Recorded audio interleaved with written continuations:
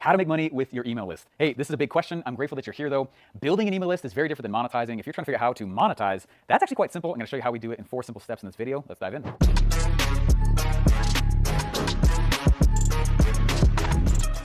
Boom, what's up? My name is Steve J. Larson. I have an email list of over 100,000 people, and the metric on the internet is that if you have an email list, you usually make $1 per person per month on your list, if you're new. And so we've done even up to $6 per person per month on our list. Emailing and monetizing a list is actually one of the easiest things to do if you act like you're a salesperson. So in this video, I'm gonna show you some cool ways to do that. I first started out nervous like you may be on emailing. I was like, crap, I'm gonna get annoying.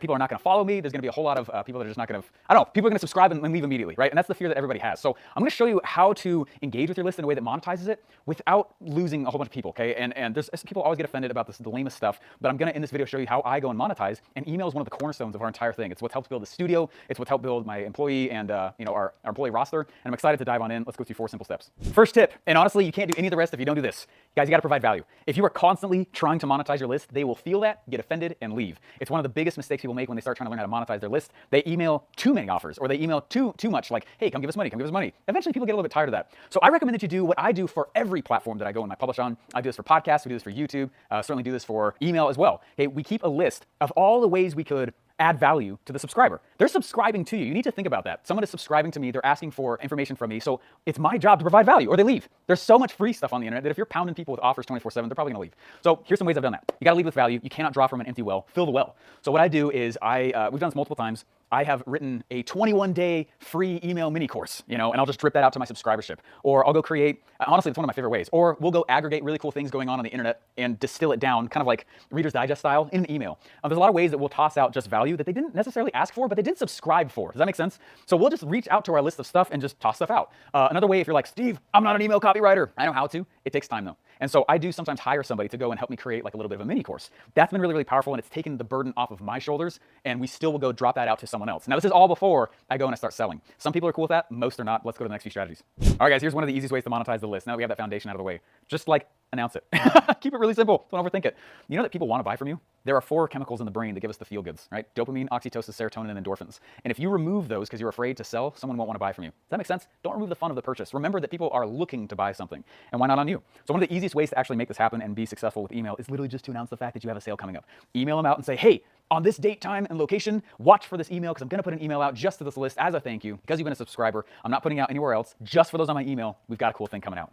And by doing that, you're kind of doing what Hollywood does whenever they start launching their own products or movies, right? A few months ahead of time, they start putting previews out. This date, this time, this location, coming in theaters in this month, on this box office weekend. Does that make sense? You're doing essentially the exact same thing. And if people have found value with you, or you've helped them with problems, or merely entertained them, which is not really marketing, but then people are more likely, you're not drawing from an empty well anymore. So when it comes to monetizing, don't overthink it. There's a lot of strategies, but don't go so deep down the what's the correct strategy hole that you don't do anything, right? That is a lot of paralysis for a lot of people, okay? So here's how I like to do it. I go out and I announce, here comes a big sale. And then all I start doing is I email 1 to 2 times per day. I can already hear you getting freaked out. You're not gonna scare them away, all right? If you have done a good job building up the well, you're not gonna freak them out and scare them away. I email 1 to 2 times per day leading up to the day of the sale, okay? That keeps you top of mind. There's like over 300 billion emails sent daily. Did you know that? That's psycho.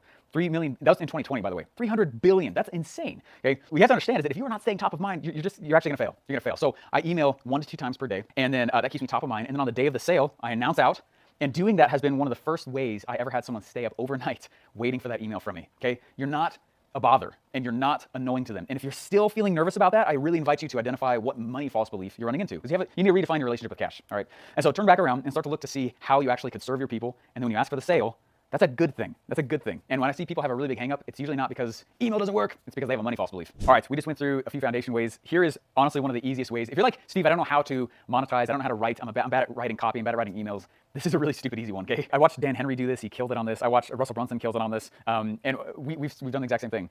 Basically every single testimonial that you ever get ever should be its own email. He was emailing a lot. So anytime I go out and I'm collecting a testimonial, that is copy from, you get to send it to your list, but it's not your words. And there's an extra additional credibility that comes when somebody is giving you kudos and it's not actually coming from your own mouth. Does that make sense? When somebody is saying, hey, yeah, Steve Larson's got gigantic eyeballs, but his marketing stuff's pretty good, right? And it's not coming from me, right? What that does is it actually acts as a second salesperson, all right? So if you are going in and you're selling, and you should be selling, you'll always probably be the best salesperson of your company ever. You probably can't out-hire that. But what it does is it puts other people in the authority seat to say to the rest of your audience, hey, actually the stuff he's selling is some good stuff, right? There are some really cool famous case studies on the internet, kind of yesteryear's gurus this comes from, where someone will go to a big massive launch, they do all the writing, they put together a sales page, right? You might have done that. It's a lot of work. They'll shut down the cart, no one else can buy, And they'll spend a few months just getting everyone successful, trying to get everyone a lot of outcome and a lot of results from what they've purchased. But they'll reopen cart, and they'll reopen the cart, and all the sales message is gone, but it's just a big list, huge list of testimonials, and they'll do just as much money like that as they did on the initial open. That's how powerful testimonials are. They're huge. So easy way for you to pull that off yourself. Anytime you get a testimonial, email it out. Just be like, hey, someone just sent this to us. Thought you might think it's cool. By the way, here's a link if you're interested. Boom. Super small, really, really not high pressure, but out of the mouth of others, people are selling you for you. It's really nice. Before moving forward, please hit the subscribe button. Oh, I've been bleeding for you. I've been bleeding, baby. I need you to hit the subscribe button. And also, actually, put a thumbs down if you want to. Dislike it. Just make sure to tag me wherever you go. I need to boost in the algorithm. It'll help me either way. All right, guys, final point here. One of the biggest metrics that the old school yesteryear gurus, really as the internet started becoming really popular, and even before that, one of the metrics that they measure is how frequently you've communicated with the prospect. How frequently? Now, this is interesting because the easiest way to pull this off an email, right? And as frequency continues and as you more frequently engage with the future buyer, they're more likely to buy when you do ask them to buy, right? That's super, super cool. So one of the easy ways to pull that off yourself is to increase the length of your auto follow-up sequences. Okay, I've got a buddy right now who has, when you sign up for his webinar, you go through his webinar, you go through his thing, there's a standard like 5 email follow-up sequence, but you're put on a 60-day follow-up sequence. Now that doesn't mean it's this big, massive, annoying thing. I'm not that's not permission for you to be annoying. It's not annoying when you get on mine either, by the way. He's adding lots of value. He's saying, hey, maybe you didn't buy because of X, Y, and Z. What about this little like mini course here? What about this? He constructed a very value-based 60-day follow-up sequence. Guess what happens over the course of the 60 days? More people buy. And for like every dollar he spends on ads, he'll get back another $2, $3 over the 60 days after the webinar's already over. One of the easiest ways for you to increase your revenue is to literally add to the length of your follow-up sequences in your email. So if you're writing a big email sequence, how do I monetize this? Create a pre-written sequence and start adding to it. In fact, there are some really big gurus in our industry. All they do is they wake up and they add another email to their follow-up sequence. That's it. So when somebody goes and they opts in, they're being added to an entirely, it's like months. The longest one I've ever heard is 5 years long. Now don't think like, oh my gosh, I'm gonna get spammed by this person for 5 years. Yeah, there are jerks out there and scumbags that definitely do that. This is not licensed to do that, by the way. If I find out you're doing that, I'm gonna ban you from this channel. Gotcha? Don't do that. But there are also value ways to pull that off. And so what we do is we'll go add on to the back another email. And just by staying frequent and frequently engaging with the person, eventually you get top of mind and someone purchases from you. You make way more money by trying to sell to people who will buy from you someday, rather than, unless you buy from me in the next 36 hours, you're not buying from me ever. That's a much smaller pond to fish from. The bigger pond to fish from is the ones who aren't quite ready right now, but they might be ready within the next 30 days or 60 days. Increasing and automating the frequency and increasing the sequence and how long you actually pre-plan to speak to them is a way to monetize those. Got a free gift here for you. Go to internetlaunchsecrets.com.